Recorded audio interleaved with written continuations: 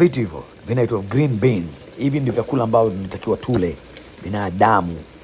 So tunakula michele, miwale ile na la vitu kama hivi ndio tunatakiwa binadamu wale kabisa. Green beans, hapo kuna carrots, kuna vitunguu, kuna mahindi, kuna pilipili boga zile nyekundu, kijani, na kuna nasiagi kwa mbali ili kutia testi tu.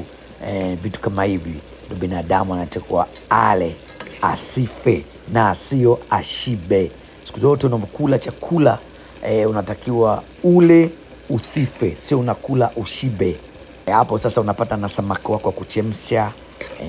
Epuka na mafuta kukanga sio vizuri. Hata kama unamweka tu ile olive oil which is good. Kwa hiyo ni health food, haikusumbui kwenye kiungulia wala nini. Kwa hiyo hivi ni vitu ambavyo tunatakiwa tule tusife na sio tule tushibe.